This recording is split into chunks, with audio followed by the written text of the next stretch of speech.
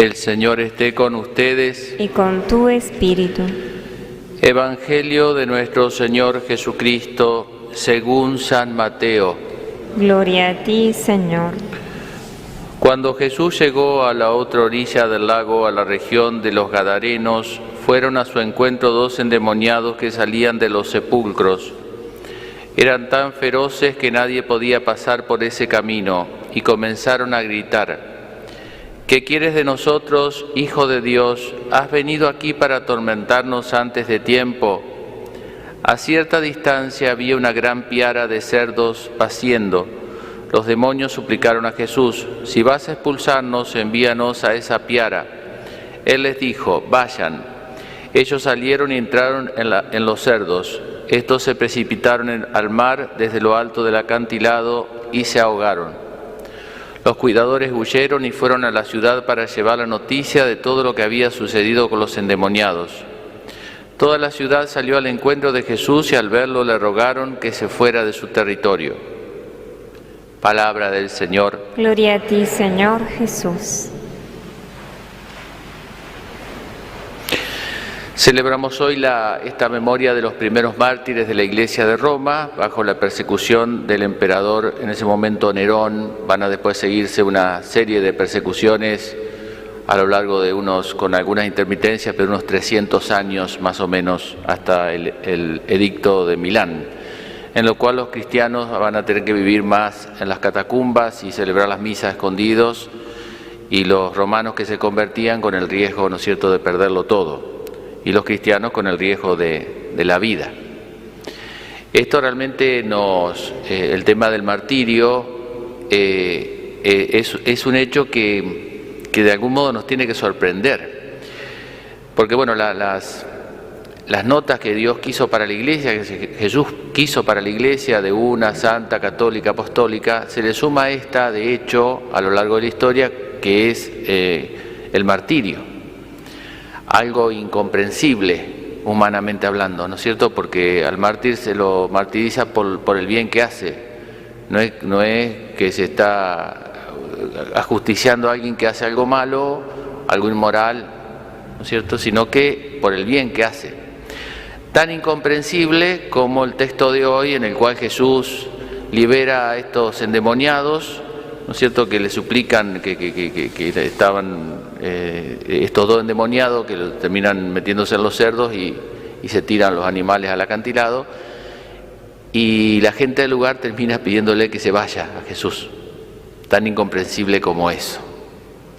Pero bueno, eso es un capítulo aparte, lo mismo que pensar un poquito por qué se han dado los martirios a lo largo de la historia. Un hecho misterioso, pues ya digo, porque forma parte del comienzo. Jesús muere mártir, los apóstoles que celebramos ayer mueren mártires, Pedro y Pablo, y los 300 primeros años, y después todo a lo largo de la historia también muchos martirios. Digamos esto nada más, que el mártir padece el martirio, no es algo querido, se padece el martirio. ¿Entiendes? Parece una distinción sutil, pero muestra cuál es el espíritu del martirio. El mártir no es el fuerte que va y ataca y quiere dar la vida por Cristo y va y ataca. No, eso no es el martirio. Eso puede ser más audacia, cuestión temperamental.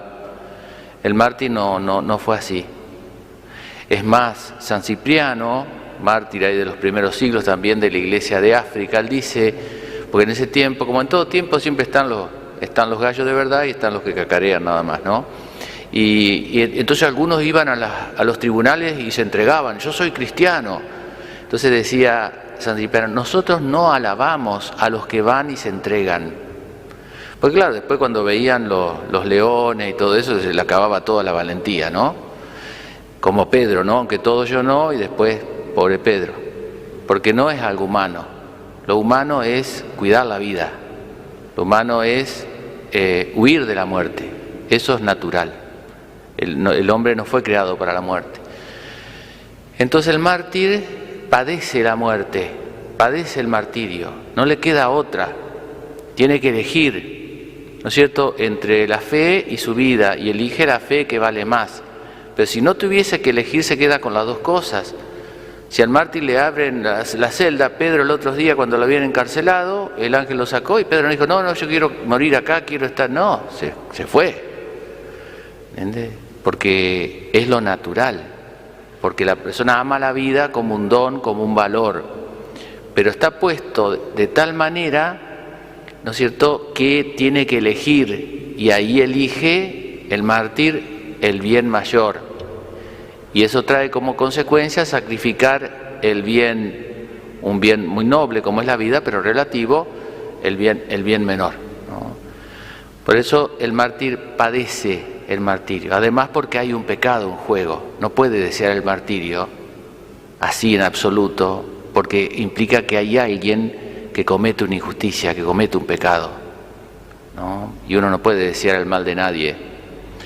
¿Y por qué lo padece al martirio el mártir? Lo padece por amor. Justamente no es un ataque de ira. El mártir no muere deseando que su enemigo lo aniquile, se le caiga un piano en la cabeza, estalle, le explote una bomba en la mano.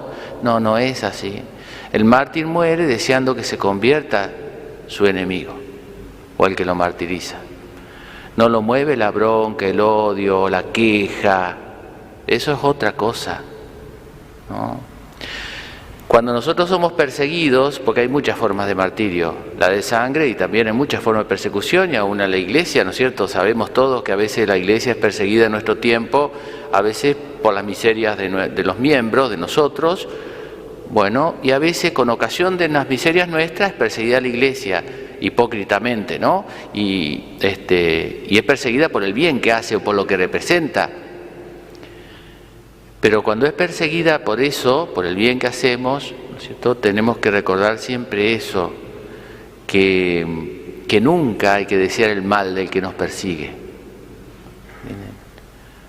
Nunca se desea eso, porque lo que lo mueve a uno a dar la vida o a sacrificar algo es el amor a Dios y el amor a esa persona, porque si yo no tengo amor a esa persona, aunque sea el que me está clavando el cuchillo, ¿y qué amor a Dios le tengo?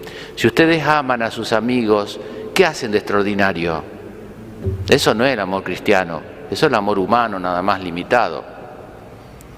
Por eso cuando uno sufre y se queja, se enoja con esto o aquello, eso no sirve como martirio. Lo que sirve como martirio es cuando somos perseguidos y, digamos, y rezamos por la conversión de aquellas personas que nos persiguen y lo padecemos, y tenemos el corazón en paz y no nos llenamos de bronca ni de queja. Eso no es el martirio, eso es ira. ¿Entiendes? La ira que se nos despierta cuando nos pinchan, pero eso es otra cosa, no es el martirio. Bueno, pidámosle la gracia entonces, ya que no nos van a faltar, si somos malos, por supuesto, no nos van a faltar persecuciones, pero ahí nos va a venir bien para corregirnos. Y si somos buenos, o tratamos de ser buenos, porque solo Dios es bueno, tampoco nos van a faltar persecuciones en un mundo que no quiere escuchar hablar de Dios. Y Dios quiera que en ese caso nunca tome la posta, la bronca, la ira, sino que nos mueva en toda circunstancia de nuestra vida el amor. Entonces ahí el fruto va a ser perfecto. Entonces ahí va del fruto que tiene que dar el martirio. Eso fue lo que animó a los mártires de los primeros siglos y de toda la historia de la Iglesia. Y miren que padecieron cosas que despertarían la ira de cualquiera. Yo siempre pienso que uno lo pinta muy piadoso, ¿no? Pero hay que estar ahí, la Virgen María. Ustedes imagínense una madre que vea que a su hijo le están golpeando, haciendo, no vaya, le revienta un martillo en la cabeza al otro si puede. ¿No le despierta ira eso? Y la Virgen ahí estaba. No es que estaba sufriendo, pero no movía la ira. Era lógico que la Virgen se quedara así, y es muy pasiva la actitud. Uno podría juzgarla con otra y decir, con todo respeto, ¿no? Pero podría decir, bueno, pero ¿cómo no luchó más para que no muriera su hijo así? Para la injusticia más grande de la historia, ¿cómo se quedó tan calladita, tan quietita? ¿Ven? Eso es una medida nuestra, ¿no? Que pensamos que la fortaleza está en atacar y en vencer. Y ahí tenemos el mayor acto de fortaleza de toda la historia de la humanidad. La tenemos en Jesús, muriendo en la cruz y en la Virgen viendo a su Hijo morir en la cruz. Ese es el acto de fortaleza por excelencia, ese es el paradigma. No es la figura del ¿no es cierto?, de gladiador o de corazón valiente, de las sagas esa, que eso es muy humano. Lo cristiano es esa es la fortaleza cristiana. La otra no es que esté mal, pero no es la fortaleza cristiana, no es lo que llevó a los mártires al martirio. Bueno, pidámosle a la Virgen la gracia de tener una fortaleza cristiana.